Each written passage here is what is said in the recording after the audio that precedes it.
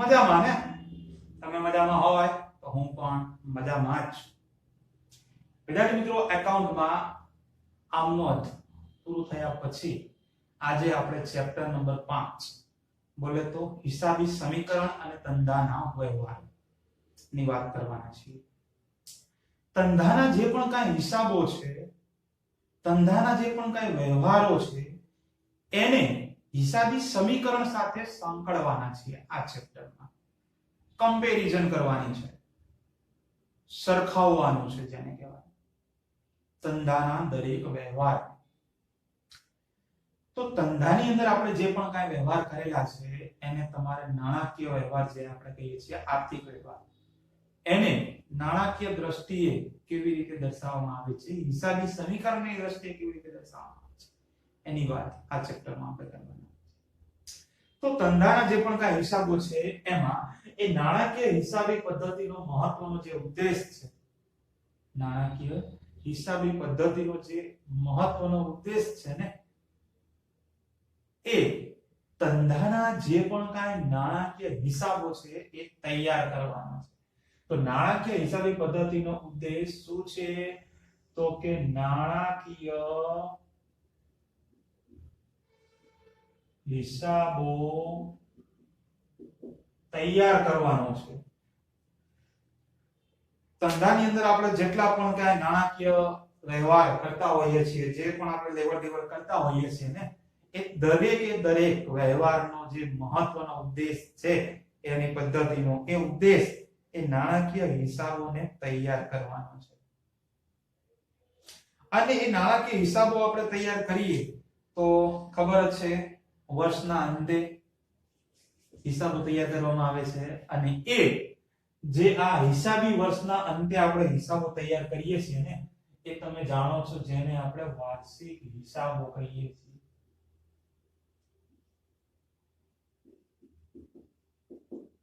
હિસાબી વર્ષના અંતે શું તૈયાર કરવામાં આવે છે? વાર્ષિક હિસાબો તૈયાર કરવામાં આવે છે. એટલે 2 પોઈન્ટ, 2 વસ્તુ તૈયાર થઈ. જો નાણાકીય હિસાબી પદ્ધતિનો મહત્વનો ઉદ્દેશ શું છે? તો કે નાણાકીય હિસાબોને તૈયાર કરવાનો. વર્ષના અંતે એટલે કે હિસાબી વર્ષના અંતે બોલે તો 31 માર્ચ. તો એ હિસાબી વર્ષના અંતે આપણે વાર્ષિક હિસાબો તૈયાર કરવામાં આવે છે. અને એ વાર્ષિક હિસાબોને તૈયાર કરવા માટે જે વસ્તુ જરૂરી છે એની વાત કરી લઈએ આપણે. વાર્ષિક હિસાબો તૈયાર કરવા માટે 3 વસ્તુ અગત્યની છે. 3 વસ્તુ તૈયાર કરવામાં આવે છે, જેમાં સૌથી પહેલા જ એક વેપાર ખાતું તૈયાર કરવામાં આવે છે. અહીંયા લખતો જાઉં છું, ધ્યાન રાખજો. વાર્ષિક હિસાબો 3 તબક્કામાં તૈયાર કરવામાં આવે છે, જેમાં પહેલા વેપાર ખાતું તૈયાર કરવામાં આવે છે. વેપાર ખાતું. ત્યાર પછી બીજું નફા નુકસાન ખાતું તૈયાર કરવામાં આવે છે.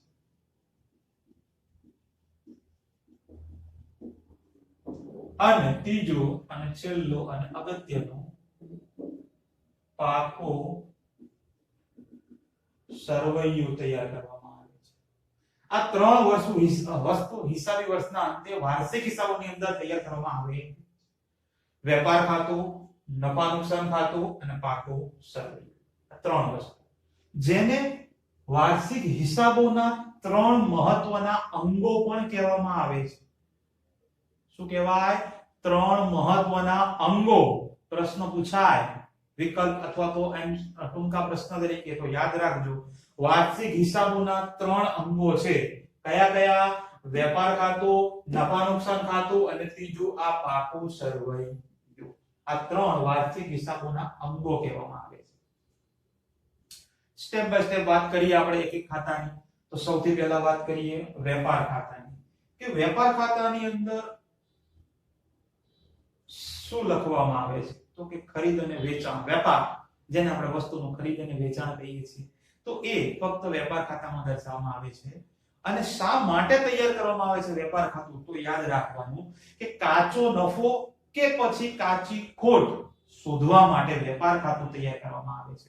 લખતો જઉં છું, ધ્યાન રાખજો. પહેલા તો આપણે ખાતું છે, નામ છે એનું વેપાર ખાતું, તો મેં અહીંયા વેપાર ખાતું દર્શાવ્યું છે, દોરેલું છે. કોઈ પણ ખાતું હોય એને બે બાજુઓ હોય, એ આપણે પહેલા ભણી ગયા, પહેલા ચેપ્ટરમાં આવી ગયા. આ વેપાર ખાતું છે, મેં અહીંયા દોર્યું છે, તો એની બે બાજુઓ છે, આ ડાબી બાજુ અને આ જમણી બાજુ. તમે જાણો છો એમ કે ડાબી બાજુને આપણે ઉધાર બાજુ કહીએ છીએ, તો ઉધાર બાજુ ઉધારનો ઉ લખીએ છીએ. જમણી બાજુને આપણે જમા બાજુ કહીએ છીએ, તો અહીંયા આગળ આ જમાનું જ લખું છું, બાજુ છે એના માટે. અને અહીંયા આગળ આ વિગત લખવામાં આવે છે, અહીંયા આગળ રકમ રૂપિયા દર્શાવવામાં આવે છે. સેમ ટુ સેમ જમા બાજુ પણ આ વિગત અને રકમ રૂપિયા દર્શાવવામાં આવે છે. આ વેપાર ખાતું છે. ખાતાને બે બાજુ, ડાબી બાજુ જમણી બાજુ, ડાબી બાજુને ઉધાર બાજુ કહેવાય, જમણી બાજુને જમા બાજુ કહેવાય. વેપાર ખાતું શા માટે તૈયાર કરવામાં આવે છે? કાચો નફો કે કાચી ખોટ શોધવા માટે. તો તમને જે ઉધાર બાજુ તફાવત મળે ને, તમે વેપાર ખાતું બનાવો, જો તફાવત ઉધાર બાજુ મળતો હોય તો એને કાચો નફો કહેવામાં આવે છે. આવું તમારે પાછળ આવશે, અત્યારે ખાલી યાદ રાખવાનું છે. અને અહીંયા આગળ તમારે કાચી ખોટ તમને મળશે. બે માંથી ગમે તે એક જ મળે, બે નો મળે. હે ને? આ તો બધાને ખબર પડે. કાચો નફો અથવા તો કાચી ખોટ. મગજમાં ખાલી ફિટ એટલું રાખવાનું, વેપાર ખાતું શા માટે તૈયાર કરવામાં આવે છે? કાચો નફો અથવા તો કાચી ખોટ શોધવા માટે વેપાર ખાતું તૈયાર કરવામાં આવે. ત્યાર પછી બીજું નફા નુકસાન ખાતું તૈયાર કરવામાં આવે છે. બીજું શું તૈયાર થાય? નફા નુકસાન ખાતું તૈયાર થાય. નફા નુકસાન ખાતું શા માટે તૈયાર કરવામાં આવે છે? એની વાત. તો નફા નુકસાન ખાતું જેમ વેપાર ખાતું કાચો નફો અને કાચી ખોટ શોધવા માટે તૈયાર કર્યું ને, તો એ રીતે નફા નુકસાન ખાતું એ ચોખ્ખો નફો અને ચોખ્ખી ખોટ શોધવા માટે તૈયાર કરવામાં આવે છે. શું? ચોખ્ખો નફો કે ચોખ્ખી ખોટ? તો અહીંયા ઉધાર બાજુ નફો મળે. ઓકે, પહેલા તો આપણે આ દર્શાવી દઈએ. ખાતું, ખાતાને બે બાજુ હોય, તમને ખબર પડી ગઈ છે, કહેવાની જરૂર નથી. ઉધાર અને જમા. અહીંયા આગળ વિગત રકમ લખાય, અહીંયા આગળ રૂપિયા લખાય, અહીંયા આગળ સેમ ટુ સેમ વિગત અને આ રકમ રૂપિયા. શા માટે તૈયાર કરવામાં આવે છે? તો કે ચોખ્ખો નફો કે પછી ચોખ્ખી ખોટ શોધવા માટે આ નફા નુકસાન ખાતું તૈયાર કરવામાં આવે. પહેલા તૈયાર થાય વેપાર ખાતું, વેપાર ખાતા પછી થાય તૈયાર નફા નુકસાન. અને જેમ વેપાર ખાતું જે છે એ કાચો નફો કે કાચી ખોટ શોધવા માટે તૈયાર કરવામાં આવે છે, નફા નુકસાન ખાતું ચોખ્ખો નફો કે ચોખ્ખી ખોટ શોધવા માટે તૈયાર કરવામાં આવે છે. એવી જ રીતે આ જે પાકું સરવૈયું છે ને, એ યાદ રાખવાનું છે. પાકું સરવૈયું શા માટે તૈયાર કરવામાં આવે છે? તો એ ખાસ યાદ રાખવાનું છે. પણ એ પહેલા આને આપણે દર્શાવી દઈએ ને. હા, જુઓ શું કહેવાય. જેમ કે અહીંયા આગળ તમે બે બાજુ જોઈ, આ વેપાર ખાતું જોયું, આ નફા નુકસાન ખાતું જોયું, એને બે બાજુ હતી. જો એક ખાતું શબ્દ છે, વેપાર ખાતું, નફા નુકસાન ખાતું. ખાતું ખાતું શબ્દ એટલે કોઈ પણ ખાતું હોય એને બે બાજુ હોય, ડાબીને ઉધાર કહેવાય, જમણીને જમા કહેવાય. આપણે બંનેમાં જોયું. પણ અહીંયા જો આ શું છે? પાકું સરવૈયું. આમાં ખાતું લખેલું છે કે એ સરવૈયું છે, એ પત્રક છે, ખાતું નથી. તો યાદ રાખજો, જો ખાતું હોય તો ડાબી અને જમણી, એ ઉધાર, ઉધાર અને જમા, એવી બે બાજુઓ હોય. પણ અહીંયા આગળ ઉધાર જમા બે બાજુઓ હોતી નથી. ડાબી અને જમણી ગુજરાતીમાં તો કહેવાય જ. આ જે બાજુ છે એને ડાબી બાજુ કહેવાય, પણ જે ડાબી બાજુ છે ને એને મૂડી દેવા બાજુ કહેવામાં આવે છે. યાદ રાખજો, મૂડી દેવા બાજુ. અહીંયા તો રકમ રૂપિયા જ આવે. અને જમણી જે બાજુ છે ને એને મિલકત લેણા બાજુ કહેવામાં આવે છે. મિલકત લેણા બાજુ. એને ઉધાર અને જમા બાજુ હોતી નથી. પાકા સરવૈયાને સરવૈયું છે, ખાતું હોય તો ઉધાર જમા આવે, ડાબીને ઉધાર કહેવાય, જમણીને જમા. પણ પાકું સરવૈયું એ પત્રક છે, ખાતું નથી. એના માટે જે ડાબી બાજુ છે એને મૂડી દેવા બાજુ કહેવાય, અને જે જમણી બાજુ છે એને મિલકત લેણા બાજુ કહેવાય. ઉધાર જમા કહેવાતું નથી. હા, ચલો એટલે ખાતાની બાજુઓની ખબર પડી ગઈ. પછી આપણે શેના માટે તૈયાર કરવામાં આવે છે એની વાત હતી. જેમ વેપાર ખાતું કાચો નફો કાચી ખોટ શોધવા માટે, નફા નુકસાન ખાતું ચોખ્ખો નફો ચોખ્ખી ખોટ શોધવા માટે. એવી જ રીતે આ જે પાકું સરવૈયું છે ને અહીંયા લખું છું એ ધંધાની આર્થિક પરિસ્થિતિ જાણવા માટે તૈયાર કરવામાં આવે છે. શું? આર્થિક પરિસ્થિતિ. આર્થિક દ્રષ્ટિએ ધંધો કેવો છે, ધંધાની મિલકતો કેટલી છે, ધંધાના દેવા કેટલા છે એ જાણવા માટે પાકું સરવૈયું તૈયાર કરવામાં આવતું હોય. આવડે? ત્રણ વસ્તુ: વેપાર ખાતું કાચો નફો કાચી ખોટ શોધવા માટે, નફા નુકસાન ખાતું ચોખ્ખો નફો ચોખ્ખી ખોટ શોધવા માટે, પાકું સરવૈયું ધંધાની આર્થિક પરિસ્થિતિ જાણવા માટે. ત્રણ ખાતા કે ત્રણ એના અંગો. વાર્ષિક હિસાબોના ત્રણ અંગો છે: વેપાર ખાતું, નફા નુકસાન ખાતું, પાકું સરવૈયું. હા વિદ્યાર્થી મિત્રો, બીજો એક પ્રશ્ન પૂછાય છે, પાકા સરવૈયાના અંગો કેટલા? એ રીતનો પણ પ્રશ્ન ક્યારેક પૂછાય છે, ધ્યાન રાખજો. આપણે જોયું વાર્ષિક હિસાબોના ત્રણ અંગો છે: વેપાર, નફા નુકસાન, પાકું સરવૈયું. પણ તમને એવો પ્રશ્ન પણ ક્યારેક પૂછાઈ ગયેલો છે ભૂતકાળમાં કે પાકા સરવૈયાના અંગો જણાવો. તો પાકા સરવૈયાના છે ને બે અંગો છે, જે એની બે બાજુઓ છે ને એ બે એના અંગો પણ કહેવામાં આવે છે. એટલે પાકા સરવૈયાની જે આ બે બાજુ છે, મૂડી દેવા બાજુ અને મિલકત એના બાજુ, એ બંને એના અંગો કહેવાય. પાકા સરવૈયાના કેટલા અંગો છે? બે જ અંગો: મૂડી દેવા અને બીજું અંગ મિલકત લેણા. આવડે? તો અંગો વાળા બે પ્રશ્નો. વાર્ષિક હિસાબોના અંગો 3, પાકા સરવૈયાના અંગો. બીજી વસ્તુ, જેમ વેપાર ખાતાનો જે પણ તમને જવાબ મળે એ કાચો નફો અને કાચી ખોટ. જ્યારે તમે આ ત્રણે ત્રણ ખાતા ક્રમમાં જ બનાવવાના છે. પહેલું હંમેશા વેપાર ખાતું બંધ થાય. વેપાર ખાતું બંધ થાય પછી એનો જે કાચો નફો કે કાચી ખોટ આવી હોય તમને, એ તમારે આ વેપાર ખાતાને બંધ કરીને અહીંયા આગળ લખું છું બંધ. આ વેપાર ખાતું જે છે એ બંધ કરવાનું. બંધ કરીને ક્યાં લઈ જવામાં આવે છે? નફા નુકસાન ખાતાની અંદર. આ જે કાચો નફો અથવા તો કાચી ખોટ મળી હોય ને, એ વેપાર ખાતું બંધ કરી તમારે નફા નુકસાન ખાતામાં એની અસર આપવાની છે. યાદ રહે? પહેલા વેપાર ખાતું તૈયાર થાય, પછી નફા નુકસાન ખાતું, છેલ્લે પાકું સરવૈયું. એમાં પહેલા વેપાર ખાતું તૈયાર થઈ જાય એટલે એને બંધ કરવામાં આવે. બંધ કરો એટલે કાચો નફો કે કાચી ખોટ મળે. અને વેપાર ખાતું બંધ કરી એનો જે તફાવત આવે ક્યાં લઈ જવામાં આવે છે? નફા નુકસાન ખાતાની અંદર. અને આ વેપાર નફા નુકસાન ખાતું જે છે એને બંધ કરવામાં આવે છે, અને બંધ કરી અને એનો તફાવત જે આવે એ પાકા સરવૈયામાં લઈ જવામાં આવે છે. અહીંયા લખું છું બંધ. એટલે બીજા બે પ્રશ્નો પણ તમારા રેડી થાય. પ્રશ્ન પૂછાય વેપાર ખાતું બંધ કરી કયા ખાતામાં લઈ જવામાં આવે છે? તો ક્યાં આવે? નફા નુકસાન ખાતે. એ જ રીતે બીજો પ્રશ્ન પણ પૂછાય કે નફા નુકસાન ખાતું બંધ કરીને ક્યાં લઈ જવામાં આવે છે? તો નફા નુકસાન ખાતું બંધ કરી ક્યાં આવે? પાકા સરવૈયાની અંદર. વેપાર બંધ થાય તો નફા નુકસાનમાં, નફા નુકસાન બંધ થાય તો પાકા સરવૈયામાં.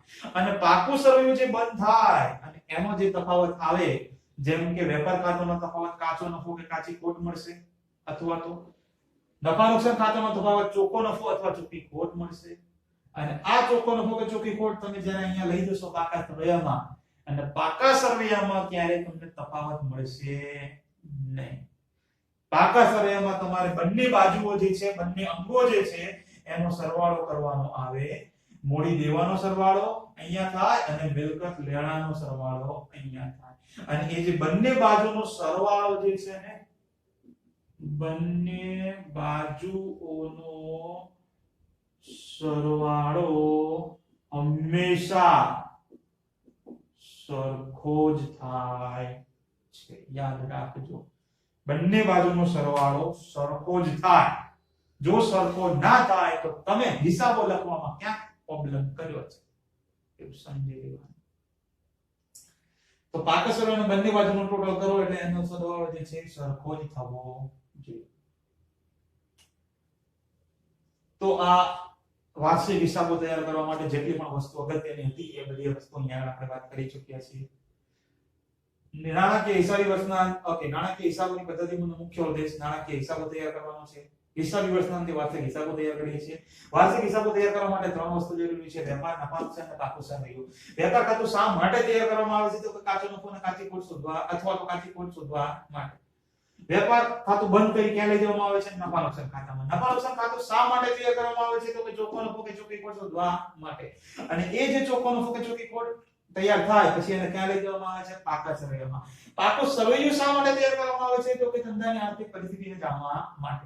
પાકો સરવૈયો તૈયાર કરવા માટે એની બે બાજુઓ છે. ડાબી બાજુને મૂડી દેવા બાજુ કહેવાય અને જમણી બાજુને મિલકત નાણાં બાજુ કહેવાય. અને એનો તમે જ્યારે બંને બાજુનો સરવાળો કરો તો એ સરવાળો કેવો આવે છે? સરખો જ આવે. તો આટલી વસ્તુ છે વાર્ષિક હિસાબોની અંદર. પણ વિદ્યાર્થી મિત્રો, નાનો એવો ધંધો હોય, વૈયક્તિક માલિકી હોય, ભાગીદારી પેઢી હોય, તો એની અંદર છે ને આ વેપાર ખાતું અને નફા નુકસાન ખાતું તો તૈયાર કરવામાં આવે છે. ભાગીદારી પેઢીમાં હોય, નાનો ધંધો હોય, એમાં આ વેપાર અને નફા નુકસાન ખાતું તૈયાર કરવામાં આવે છે. પણ કંપની સ્વરૂપની અંદર વેપાર અને નફા નુકસાન ખાતું તૈયાર કરવામાં આવતું નથી. યાદ રાખજો, કંપનીમાં વેપાર અને નફા નુકસાન ખાતું તૈયાર થતું નથી. તો કંપનીમાં શું બનાવવામાં આવે છે? તો આ બંને ખાતાની જગ્યાએ આવકનું પત્રક બનાવવામાં આવે છે. એક મજાનું આવકનું પત્રક, જેમાં અહીંયા આગળ જે પણ આપણે લખીએ છીએ એ બધી જ વસ્તુ એવી રીતે આવકના પત્રકમાં લખવામાં આવે છે. તો તમારે યાદ રાખવાનું, જો ભાગીદારી પેઢી હોય, એકાકી વેપારી હોય તો એ વેપાર અને નફા નુકસાન ખાતું બનાવે છે. પણ કંપની સ્વરૂપમાં આ બંનેની જગ્યાએ આવકનું પત્રક બનાવવામાં આવે. એમાં વેપાર અને નફા નુકસાન ખાતું બનાવવામાં આવતું. અને આપણે જે વાર્ષિક હિસાબો બનાવીએ છીએ એ શેના આધારે તૈયાર કરવામાં આવે છે? તો યાદ રાખજો, વાર્ષિક હિસાબો આપણે બધા જ પ્રોસેસ, આમનો છે, પેટાનો છે, ખાતાવાહી છે, એની ખાતાવણી કરીશું, આપણે કાચું સરવૈયું આવે, પછી હવાલાઓ આવશે પાછળ, તો દરેકના આધારે વાર્ષિક હિસાબો તૈયાર કરવામાં આવે છે. એમનો ડાયરેક્ટ વાર્ષિક હિસાબો તૈયાર થતા, જેમાંથી હજુ આપણે ખાલી એક જ ચેપ્ટર આમનો ભણ્યા છીએ અગત્યનું. હવે પાછળ આના પછી આવશે પેટાનો, રોકડ મેળવ, ખાસ આમનો ને ખાતાવાહી, બધી વસ્તુ પછી બીજા ભાગમાં તમારે વાર્ષિક હિસાબો તૈયાર કરવાના આવશે. આ તો એક ખાલી તમને પ્રસ્તાવનાની અંદર જે ડિટેલ આપી એ બધી આપણે અહીંયા પર જોઈ. તો આ જે વસ્તુ છે ટૂંકા પ્રશ્ન તરીકે ખૂબ જ અગત્યની છે, તો તૈયાર કરી લેજો. અને થોડું ઘણું તમે સમજ્યા છો એટલે પાછળ બીજા ભાગમાં પણ કામ આવશે. તો બાકી ખબર જ છે, બે વખત લખવાનું કહેવાની જરૂર નથી. જેટલું પણ ડિટેલમાં લખેલું છે અહીંયા આગળ બધી વસ્તુ લખી દેવાની. આપણે મળીએ નેક્સ્ટ લેક્ચરમાં. ત્યાં સુધી બધાને જય Shri Krishna, Tata, bye bye, C you, અને પ્લીઝ ટેક કેર.